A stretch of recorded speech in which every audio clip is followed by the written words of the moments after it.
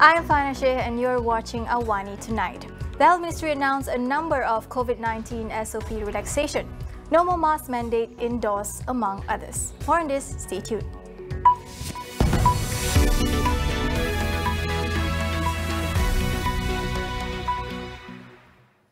Beginning May 1st, the wearing of face masks will no longer be mandatory in outdoor spaces. However, Health Minister Khairi Jamaluddin said that face masks is still required indoors and while using public transport. Kementerian Kesihatan Malaysia menggalakkan agar pemakaian pelitup muka di luar bangunan terus diamalkan, terutamanya apabila berada di kawasan orang ramai dan sesak seperti bazar Ramadan, pasar malam dan stadium. Masih lagi kita menggalakkan untuk pakai pelitup muka. Ataupun bagi individu yang bergejala, kalau demam, batuk, sesama, pakai pelitup muka, tak kira dalam ataupun di luar. He explained that those who are doing heavy exercise, dining, performing and speaking indoors will not be required to wear a face mask. Social distancing rules have also been lifted. At the same time, it will also no longer be compulsory to scan the MySejahtera QR code when entering premises. The Health Minister, however, said users should activate the MySG Trace function for contact tracing purposes. Those with high-risk status on MySejahtera, namely COVID-19 positive cases or individuals who have yet to complete their home surveillance order, will not be allowed entry to any premises. Khairi stressed that his ministry still requires the public to continue using the MySejahtera app. Aplikasi MySejahtera masih lagi penting untuk digunakan antara lain bagi tujuan pelaporan keputusan ujian pengesanan COVID-19 dan arahan perintah pengawasan dan pemantauan HSO yang diberi secara digital. Ia juga penting untuk membantu KKM dalam pencegahan dan kawalan COVID-19. MySejahtera will also be upgraded to include more functions to detect other infectious diseases such as rabies, measles, chickenpox, hand, foot and mouth disease, as well as dengue. Meanwhile, COVID-19 tests will no longer be required for fully vaccinated travellers aged 13 and above before departing to Malaysia and upon arrival. The exemption was also given to travellers who had been infected with COVID-19 within 6 to 60 days from the date of recovery before departing for Malaysia. Travellers who are 12 years old and below also do not need to undergo a COVID-19 test, irrespective of their vaccination status. However, partially vaccinated or unvaccinated travellers who are 17 years old and below are required to do a pre-departure test and also a supervised RTK antigen test within 24 hours upon arrival. They do not need to undergo quarantine. As for 18 years old and above from the group, the same rule applies except a 5-day quarantine that is mandatory. Here to comment on the newly announced SOP relaxation is Azrul Khalib, CEO of the Galen Centre for Health and Social Policy. If in the past we were very much prescribed what we could do, what we can and could not do, we are now being told that the responsibility is on us for us to make informed decisions concerning our behaviors, which could or could not result in us getting infected with COVID-19. And this is something that is good. It's very positive. I'm very happy to hear that the MySejahtera check-ins are gone. We have reasonable masking rules in which, outdoors, obviously, I don't think we actually need to wear mask, but the mask mandate for indoors remains pretty much the same. And this is something that we have to bear in mind because there are still many amongst us who have yet to be vaccinated, and this includes the immunocompromised and the kids. Azrul cautioned that Malaysia is not out of the woods yet in the face of new emerging variants. We definitely have to be prepared for the eventuality and the possibility and eventuality of new variants emerging, especially those that are much more severe and more transmissible. Today, we have several sub-variants of the Omicron variant, and of course, we're not forgetting that Delta is still out there and could have more sub-variants concerning Delta. So the issue here is really to ensure that we have everything in place, components, infrastructure, most importantly, the ability to be resilient in the face of a new surge. And I think when it comes to Malaysia, we have that in place today. And most importantly, and this is very important because I think we don't stress this enough, is the understanding and the cooperation of the Malaysian public in wanting to follow those restrictions and rules, and most importantly, disease control methods. What is the future of the My Sejahtera app now that check-ins will no longer be required? We continue our discussion on the topic tonight on Consider This, where we ask our guests how the app might evolve and be put to use beyond disease surveillance. Singapore executed Nagaenthran this morning after a last-ditch legal challenge by his mother to seek clemency had failed. His body is expected to reach his hometown in Perak tonight. A funeral is expected to take place in Ipoh on Friday. The 34-year-old was hanged for trafficking 3 tablespoons of heroin into Singapore 12 years ago. Nagaenthran is said to have an IQ of 69, a level recognized as a disability. Lawyers for Liberty founder N. Surendran expressed his disappointment over Nagaenthran's execution, saying that capital punishment disproportionately targets drug mules rather than the drug lords that traffic or manipulate them. Hukuman gantung ini tidak pernah menyelesaikan atau akan menyelesaikan masalah pengedaran dadah ataupun apa-apa jenayah berat. Ia adalah sesuatu yang sepatutnya tidak wujud. Akhirnya yang mati adalah hanya drug mule dan bukannya mastermind ataupun drug kingpin yang menjalankan perniagaan ataupun pengedaran dadah secara besar-besaran.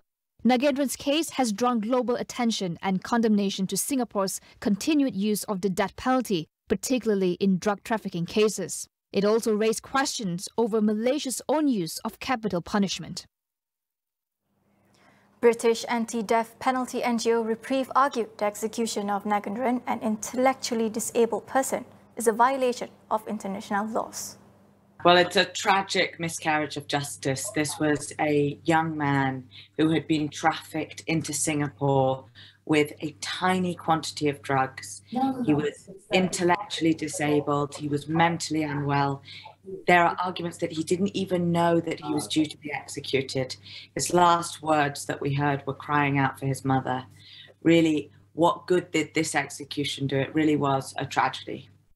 Human rights group Amnesty International meanwhile highlighted the deep flaws of the death penalty.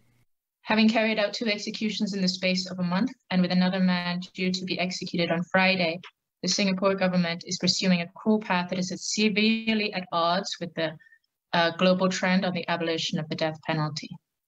There's no evidence to back up this government's claim that the death penalty is the answer and solution to drug-related problems in the country.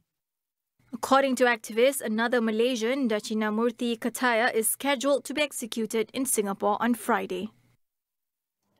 Datuk Sri Ahmad Zahid Hamidi has filed a defamation suit against Tun Dr. Mahathir Mohamad.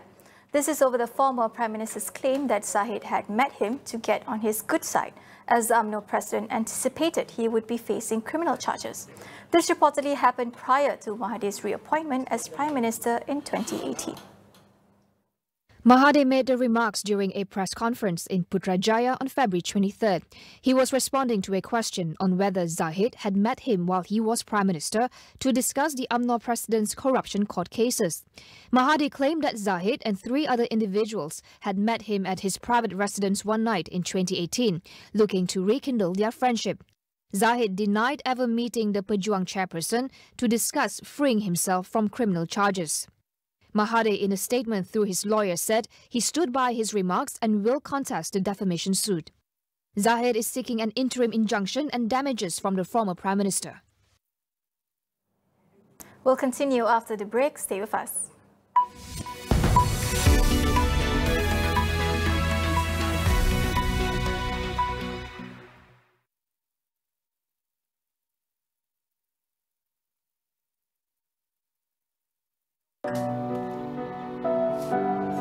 Insan yang berjaya juga insan seperti kita. Didorong ke azaman demi mencapai cita-cita mereka. Super. Melengkapkan juadah anda. Kita sering menyangka rumah kita tentunya bersih, namun debu-debu yang tersembunyi tetap ada. Dyson V12 Detect Slim dengan teknologi laser pengesan debu memerangkap zarah yang tidak boleh dilihat dengan mata kasar. Kuasa sedotan menyesuaikan diri secara automatik dan penafisan keseluruhan mesin memerangkap habuk halus, membersihkan tempat yang sukar dicapai dan memberikan anda bukti saintifik. Beraya di rumah yang lebih bersih bersama Dyson. Nikmati pelan ansuran faedah 0% dari Dyson. Bahmun semua padian, lihatlah Awani Borneo jam 7 malam setiap hari banyak berita-berita cerita kita ni hanya di Astro Awani.